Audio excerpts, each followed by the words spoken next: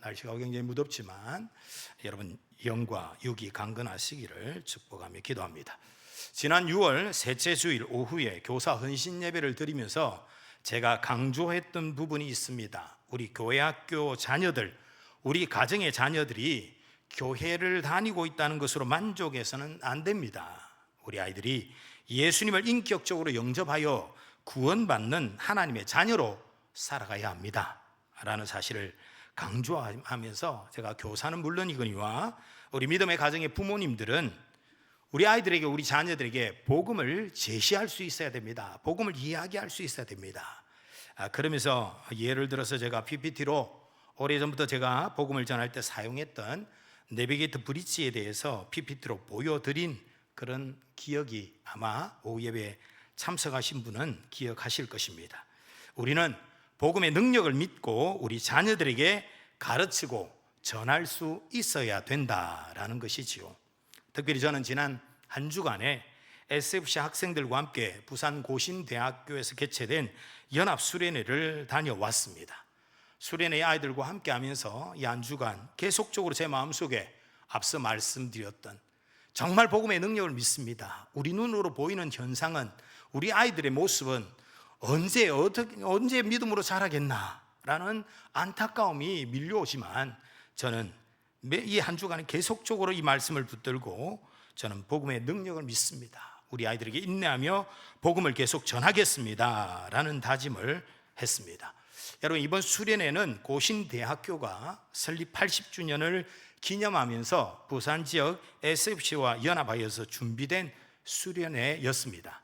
저희 교회 SFC는 올해는 연합수련회를 참석하는 것으로 결정을 하고 저희 노회나 대구 경북 지역 연합수련회를 생각하고 있었습니다만은 부산 지역 SFC 수련회 광고가 나왔는데 그 강사들이 너무너무 귀한 분들이고 또 수련회 장소가 너무너무 아름다운 것이고 또 우리 아이들의 신앙의 정도를 생각해 보니 안 되겠다, 부산으로 가자, 그렇게 기도하고 준비하였다가 우리 부산의 연합수련회에 참석하였습니다. 첫날부터 저녁 집회는 정말 은혜로운 시간이었습니다. 그러나 저의 눈에는 힘들어하는 우리 아이들의 모습들이 보였습니다. 아마 처음으로 연합수련회를 참석했으니까요. 저녁 집회가 시작되자 찬양과 함께 무대 앞으로 뛰어나와서 열정적으로 찬양하는 아이들의 모습과 그리고 긴 설교 시간은 우리 학생들에게 조금 낯설고 힘든 시간이었을 것입니다. 첫날 저녁 집회 때 우리 아이들의 모습 한번 영상으로 한번 띄워주시겠습니까? 소리가 혹시 들릴까요? 첫날 고신대학교 강당에서 집회하는 모습입니다. 여기 이제 우리 아이들의 모습을 보십시오.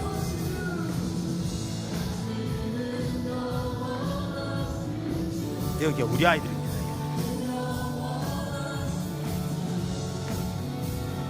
예, 됐습니다. 게다가 덥다고요? 놀랬습니다. 아이들의 모습을 보고 놀래서 나오신 줄 알고 제가.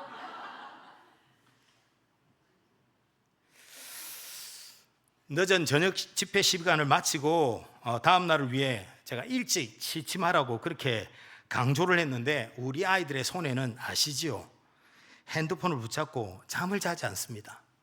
그나마 저하고 함께 방을 썼던 학생들은 억지로라도 재웠지요. 그러나 다른 방의 학생들은 제가 생각했던 대로 당연히 잠을 거의 자지 못하고 핸드폰을 한 것 같습니다. 아침에 일어나는 것도 힘겨워하더라고요. 첫날 밤에 집회의 아이들의 모습을 보면서 저 역시 밤새 기도하는 마음으로 고민하다가 아침에 교회별로 경건의 시간에 아이들과 모여서 심각하게 나눔을 가졌습니다. 그리고 제가 협박 아닌 협박까지 했습니다. 수련회가 힘들면 외관으로 가는 기차 태워줄 테니까, 기차 비용도 내가 다 부담할 테니까 외관 갈 사람 손들으라고 했습니다. 그러니까 다행히 아무도 집에 가겠다고 하지는 않았습니다. 그래도 계속 걱정하던 제가 위로받은 부분이 있었습니다. 참 혼란스러웠던 것은 저녁 집회 시간에 전혀 설교를 듣지 않고 있는 것 같았던 아이들, 그 아이들에게 아침 경건에서 지난 저녁 집회 설교 내용에 대해서 제가 질문을 했습니다. 설교 기억나는 거 이야기해봐라.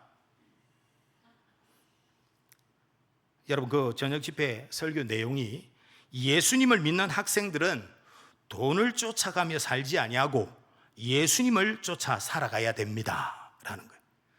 예수님을 믿는 아이들은 숫자를 보는 것이 아니라 글자를 보며 살아야 됩니다. 그러므로 성공이 아니라 성경입니다 라는 것이 설교의 주제였습니다. 성공이 아니라 성경입니다. 이 책을 지은 저자인 목사님이 그날 강의 첫날 집회를 했던 목사님이셨습니다. 그 목사님은 우리 아이들에게 세상에서 부자가 되기보다는 예수님의 제자로 살아야 한다는 그러한 주제로 학생들에게 설교를 하셨는데요, 아이들이 그걸 얘기하는 거예요. 제가 막 혼란스럽습니다. 전혀 설교를 안 듣고 있는 것 같았는데 설교 내용을 기억하고 있었습니다. 전혀 찬양을 부르지 않고 앉아만 있는 것 같은데 아이들의 입에서 찬양을 흥얼거리는 거예요. 물론 우리 아이들이 찬양을 잘 못합니다. 음정 박자는 맞지 않습니다. 그러나 가사는 그래도 대부분 정확하게 부르고 있더라고요. 한 학생이 찬양을 부르면서 저에게 묻습니다. 목사님, 저 찬양 잘하지요? 수련의 시작과 함께 제 마음에 아이들이 상처를 주었다가 위로도 했다가 그야말로 병 주고 약 주는 그런 상황입니다. 정말 우리 시대와는 너무나 다른 아이들의 모습이었지만 제 마음속에 말씀의 위로가 찾아왔습니다. 이 마음에는 그렇지, 하나님의 말씀이 마음에 부딪히니까 내 생각이 아니라 복음의 능력을 믿고 기도하자라고 그렇게 제가 다짐을 하면서 수련의 남은 기간을 위해 아이들에게 어떻게 할까? 어떻게 하면 아이들이 수련회에 잘 녹아들 수 있을까 고민하다가 저녁 집회, 이제 둘째 날 마지막 저녁 집회 마치고 나면 교회별 모임이 있거든요. 교회별 모임 때는 간식을 막 먹습니다. 우리 자중 장로님이 피자하고 치킨을 가져오기로 이미 약속했기 때문에, 근데 말은 안 했습니다. 제가 너희들 오늘 수련회 열심히 참석 안 하면 저녁 교회별 모임 때 아무것도 없다. 마치고 난 다음에 부산까지 갔으니까 안전한 송정예수욕장에 제가 물이라도 몸에라도 담그게 해주려고 물놀이 한다고 그렇게 얘기했는데, 너희들 오늘 수련회 은혜 못 받으면 그냥 바다 지나쳐 간다. 이 무기를 가지고 저는 협상을 했습니다. 너희들 오늘 수련회 마지막 저녁 집회에 참석하는 거 보고 내가 이 모든 것들을 결정하겠다. 여러분, 둘째 날 영상입니다. 한번 둘째 날 집회 영상을 한번 보십시오. 여전히 어제와 비슷한 모습이죠. 다른 것은 뭐냐? 이 줌이 어디를 향한지 보시면 됩니다.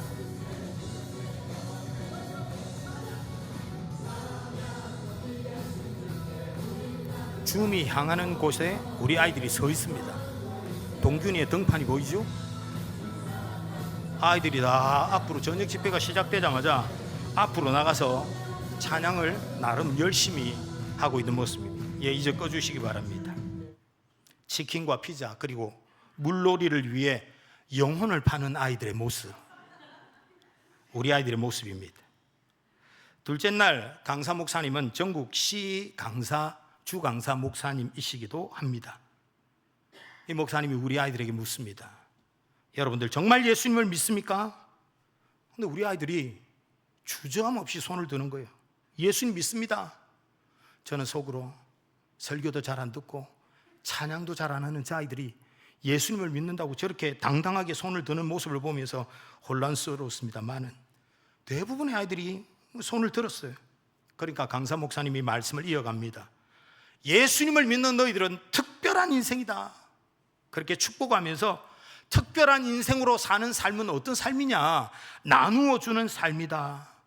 너희들도 나누어 줄 것이 있다. 너희들이 나누어 줄 수 있는 놀라운 것이 있다 라고 말씀하셨습니다.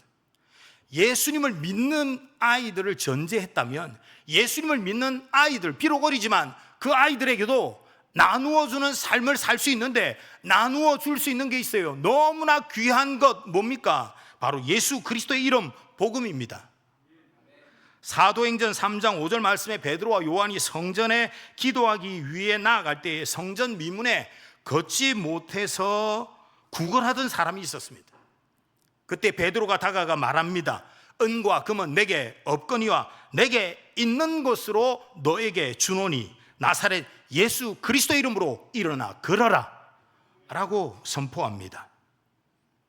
여러분, 이 말씀을 통해 예수님의 이름, 그 이름의 능력은 나이가 많든 아직 어린 청소년이든 부자이든 가난한 사람이든 예수님을 믿는 모든 사람들이 가지고 있다라는 거죠.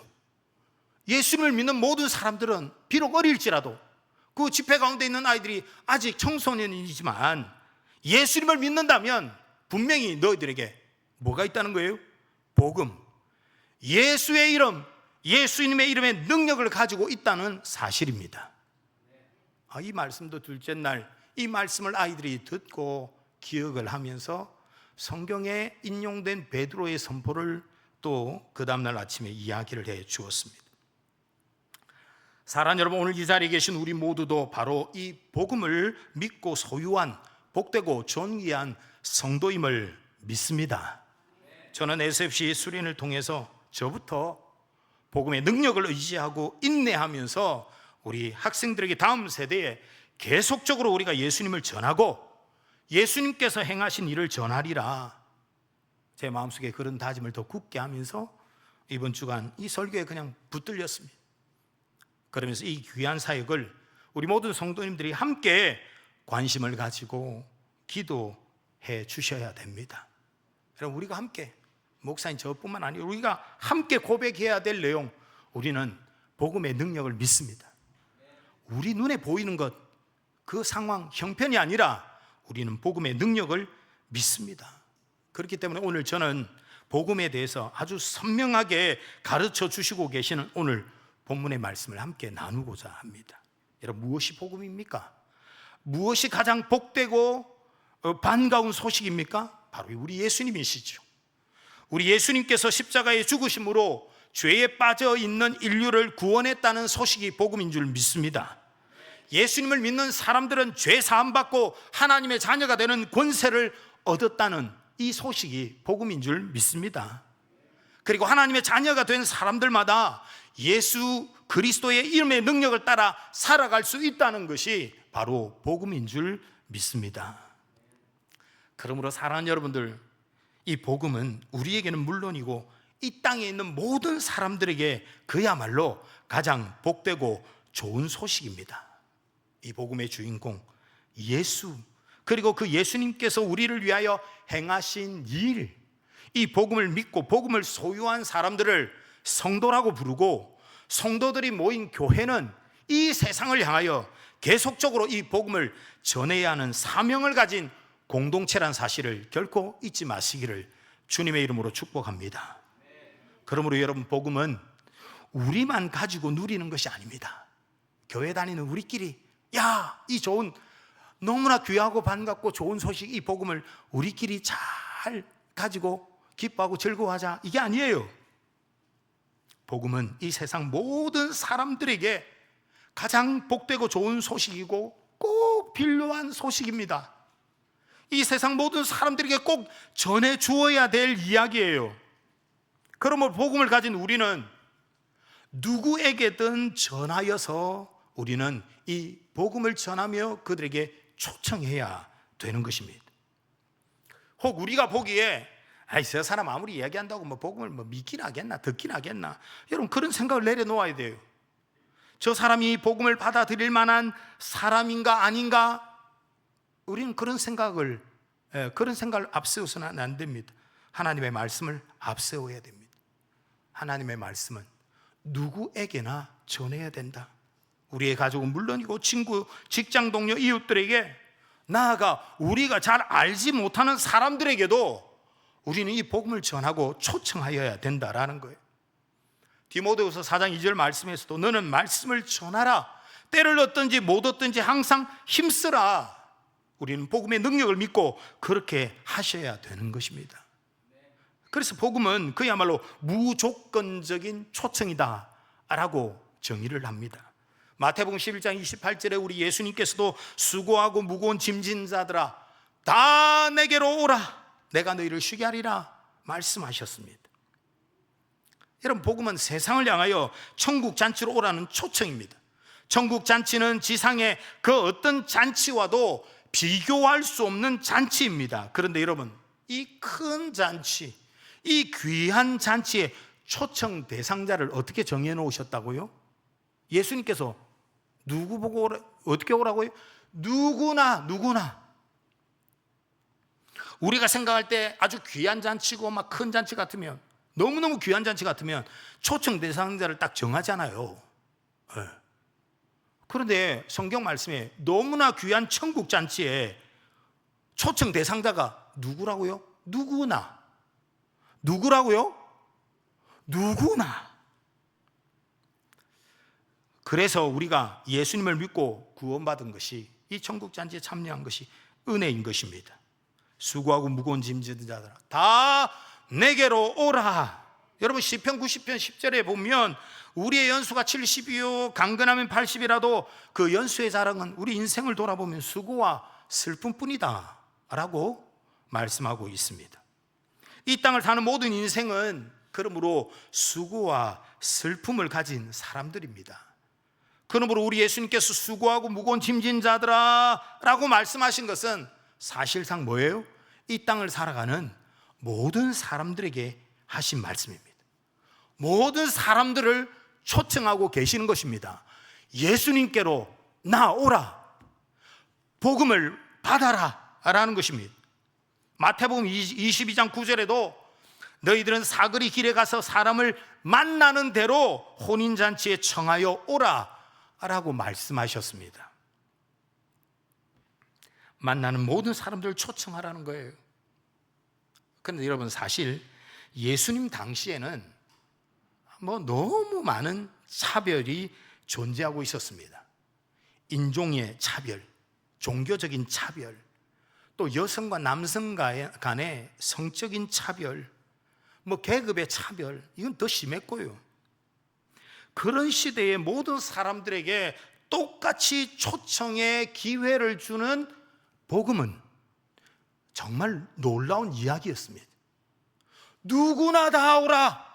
예수님께서 그렇게 하니까 그 당시에는 차별이 굉장히 심했던 그 당시에는 누구나 다 오라고? 이게 무슨 말이야? 정말 혁명적인 선언이었다라고 그 시대를 이야기하고 있습니다. 심지어 우리 예수님은 그 시대에 죄인 중에 죄인으로 여겼던 직종이 어디입니까? 세리들이죠. 세리. 백성들이 그냥 가난한 백성들의 피를 빨아먹을 정도로 무리한 세금을 거두며 자기 배를 채웠던 세리. 그 세리들이 죄인 중에 죄인들이에요. 아예 상종을 안 하려고 했거든요. 그러나 우리 예수님은 세리들에게까지 다가가셔서 차별 없이 만나주시고 전하여 주셨습니다. 사랑 여러분, 아직도 세계 곳곳에 우리가 살아가는 세상에는 인종의 차별, 계층의 차별, 출신에 따른 보이지 않는 차별들이 존재하고 있습니다. 예수님 당시뿐만 아니라 지금도 사람들은 그러한 시선으로 서로 간의 차별이 분명하게 존재하고 있습니다. 그러나 오늘 말씀은 무엇을 이야기하겠습니까? 이 복음은 그런 모든 차별이 있더라도, 어떤 장벽이 있더라도 그 모든 것들을 다 넘어서 전해져야 되는 것이다. 누구에게나 어디에나 전해야 될 진리, 그게 뭐라고요? 바로 복음입니다. 복음을 가진 사람들은 누구에게나 어디에나 전해야 됩니다. 우리가 그 복음을 전할 때 그 복음 안에 담겨져 있는 하나님의 능력을 보게 될 것이기 때문입니다. 이어서 수고하고 무거운 짐진 자들아 부르신 예수님께서 뭐라고 약속하십니까? 나의 초청, 복음을 전하고 복음으로 나오라. 우리 예수님께서 초청하실 때 나오는 자에게 뭐예요? 내가 너희를 쉬게 하리라 라고 말씀하셨습니다. 이 예수님의 말씀, 약속, 복음의 초청을 받은 자들에게 하신 약속은요, 분명히 그 시대에 존재했던 가장 중요한 법, 유대인들에게 가장 중요한 법이 뭐였습니까? 율법입니다. 그 율법과는 다른, 또 세상의 그 어떤 초청과는 다른 놀라운 약속이 우리 예수님의 선포 안에 담겨져 있습니다. 우리 예수님께서는 율법을 강조하고 철저하게 지켰던 그 당시의 서기관과 바리새인들을 향하여 하신 말씀, 마태복음 23장을 보면 그들은 말만 하고 행하지 아니하면 또 무거운 짐을 묶어 사람의 어깨에 지우되 자기는 이것을 한 손가락으로도 움직이려 하지 아니하고 그들의 모든 행위를 사람에게 보이고자 하노니, 율법을 누구보다 잘 알고 잘 지키고 율법을 가르치는 그들은 도리어 백성들을 어떻게 해요? 더 무겁게 하는 자들이다. 이 율법은 하나님께서 이 땅에 살아가는 인생들이 어떻게 하면 하나님의 백성답게 살아가는지, 어떻게 하면 하나님의 나라를 누릴 수 있는지, 이 땅을 사는 하나님의 백성들을 향하여 주신 귀한 율법인데, 이 율법이 도리어 이 율법주의자들이 자기들의 생각으로 이 율법을 가르치고 전하면서 도리어 인생들을 더 어떻게 해요? 무겁게 했다는 거예요. 참으로 가증한 것은 자기들은 그것을 전혀 지지 않고 다른 사람들을 점점 무겁게 한 거예요. 그 당시에 예수님이 계신 그 당시 유대 사회는 이 율법 때문에 도리어 그들이 뭐예요? 더 무겁고 더 곤고해진 거예요. 그래서 로마서 7장 24절에 보면 오호라 나는 곤고한 사람이로다. 이 사망의 몸에서 누가 나를 건져낼 수 있겠느냐, 이렇게 이 백성들이 아우성치고 있는 거예요, 사람들이. 그러나 이어지는 말씀에 사도 바울이 선포하고 있습니다. 그들이 가지고 있는 수고하고 무거운 이 모든 짐을 다 해결해 주실 분, 대신 져 주실 분, 그분이 누구시라고요? 예수님의 말씀대로 수고하고 무거운 짐진 자들아 다 내게로 오라. 누구로요? 예수님께로 오라. 이게 복음이에요. 이게 예수님께로 오라. 그러면 정말 무겁고 곤고한 인생의 모든 짐에서 어떻게 해요?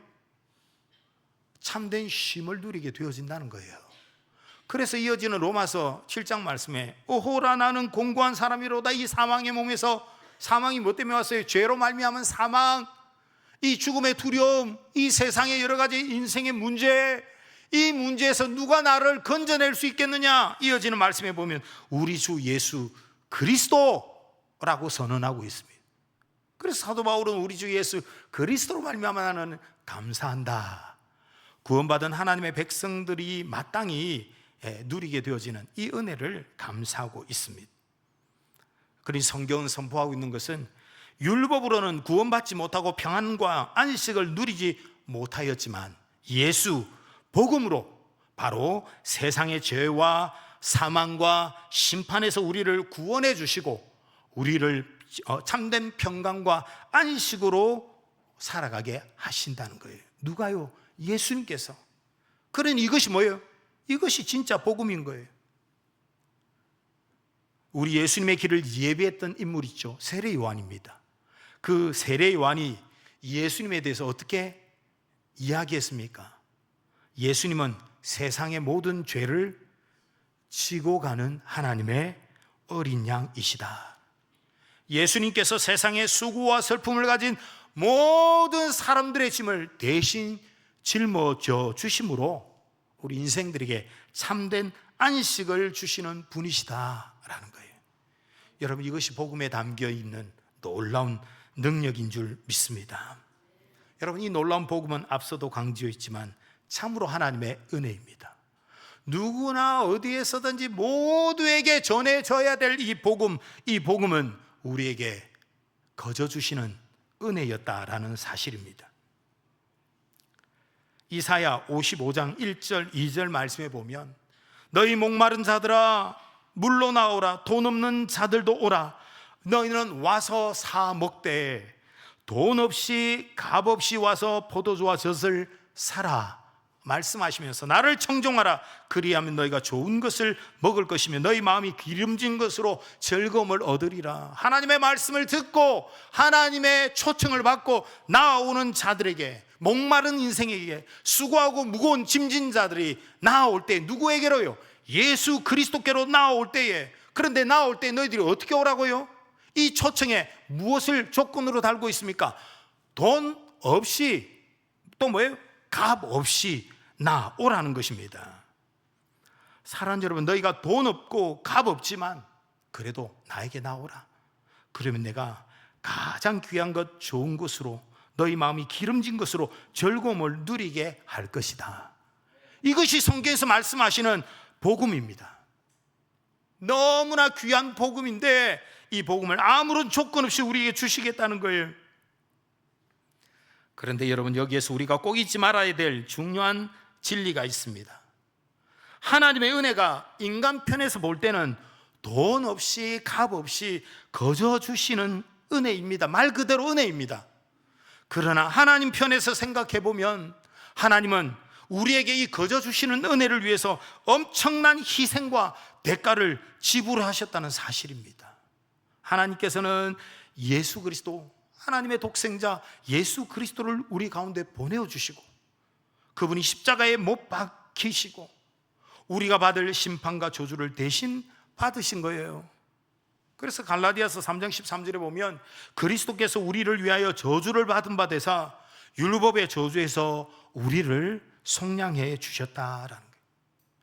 베드로전서 1장 18절 19절에 보면 너희가 알거니와 너희 조상의 유전한 망령된 행실에서 너희를 구원해 주신 것은 오직 흠없고 점 없는 어린 양 같은 그리스도의 보배로운 피로 되어진 것이다 라고 말씀하셨습니다. 사랑하는 성도님 여러분, 지금도 세상에는 죄와 허물로 죽은 상태에서 살아가고 있는 인생들이 얼마나 많습니까? 그들이 살 수 있는 길이 뭐 어디겠습니까? 그들이 살 수 있는 유일한 길은 바로 길이요 진리요 생명 대신 예수님밖에 없는 줄 믿습니다. 여러분, 그러니까 우리는 이 사실을 믿음으로 받은 우리는 어떻게 해야 됩니까? 이 땅을 바라보며 이 땅의 허물과 죄로 죽은 영혼들을 바라보면서 그들의 살 길, 복음을 전해 주어야 되는 것입니다. 존귀하신 하나님의 아들 예수님께서 사람의 몸으로 오셔서 말로 닿을 수 없는 고난과 죽음을 견디심으로 우리의 모든 죄를 사하여 주시고 부활 승천하심으로 우리를 새롭게 하시고 우리에게 새롭고 산 길을 열어주셨습니다. 이 선명한 복음은 우리에게는 너무나 놀라운 은혜입니다. 정말 그야말로 복음입니다. 우리는 이것을 믿어야 하고 이것을 전해 주어야 되는 것입니다.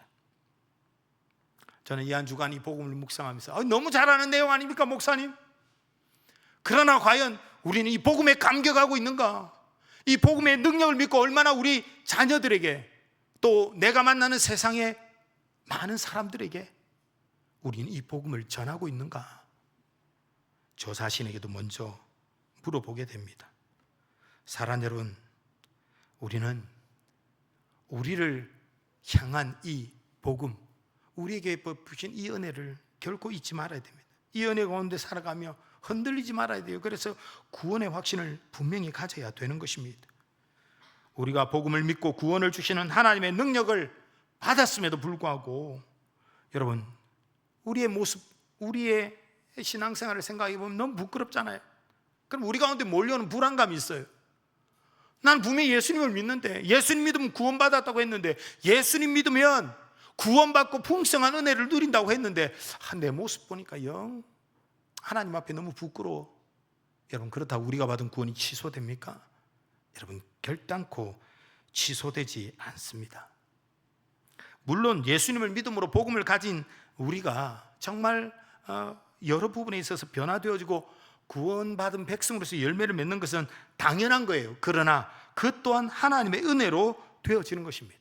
어떤 분들은 직분을 받고 난 뒤에도 여전히 이전의 삶을 버리지 못하는 자신을 볼 때에 우리가 받은 구원도 막 흔들리는 그러한 경우를 종종 보게 되어집니다. 그러나 여러분, 기억하십시오. 중요한 사실은 예수님을 믿을 때에 우리를 구원하시는 복음의 능력은 결단코 우리에게서 떠나지 않습니다.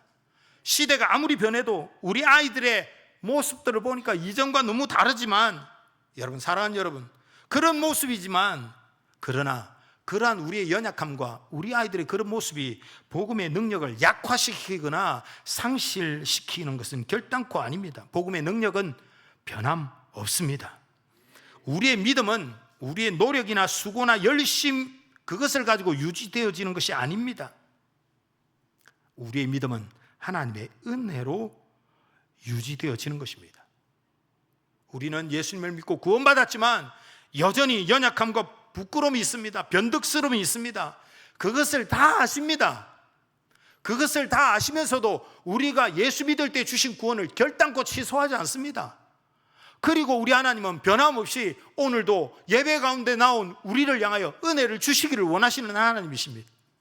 우리가 부끄럽고 참 고개 들기도 어려운 그러한 이전에 아직도 버리지 못한 옛 습관들이 있음에도 불구하고 하나님은 우리에게 변함없이 자비와 긍휼로 은혜를 베푸시는 우리 하나님이십니다.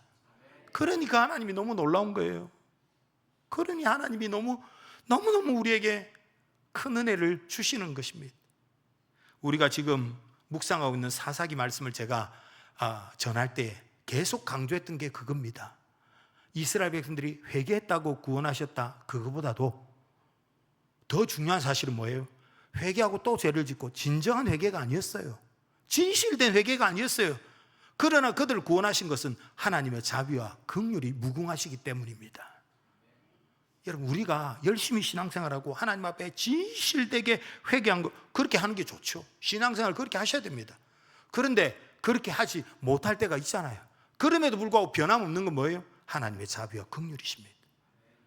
그럼에도 불구하고 우리의 모습은 더 나아진 게 없고, 우리의 모습은, 우리 교회의 모습은, 우리 아이들의 모습은 옛날과 비교해서 더 안 좋은데, 가끔씩 우리 교회 성도님들, 오랫동안 교회 다니신 분들이 한 번씩 그러잖아요. 라떼는 옛날에 외관 남게 잘 나갈 때가 있었는데, 요번에 연합 수련회를 가니까 저의 모교회 통합식인데 왔더라고요. 광복교회, 그 부산 광복교회인데 그 선생님하고 청년들이 왔는데 7명이 왔더라고. 옛날에 500명이 출석했던 교회였어요. 청년회가 근 80명에서 100명까지 출석했던 교회였어요. 학생회가 7명 참석했어요. 우리 교회가 11명 참석했는데. 근데 그 선생님 말이 더 걸작이에요. 그래도 7명이나 수련회 갔다는 게 얼마나 감사한지.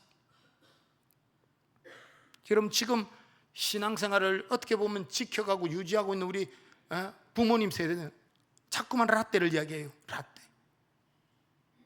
그 말은 옛날에 비해서 지금은 너무 엉망이야, 너무 아니야, 절망적이야, 소망이 없어, 이런 생각이 자꾸만 덧입히게 되는 거예요.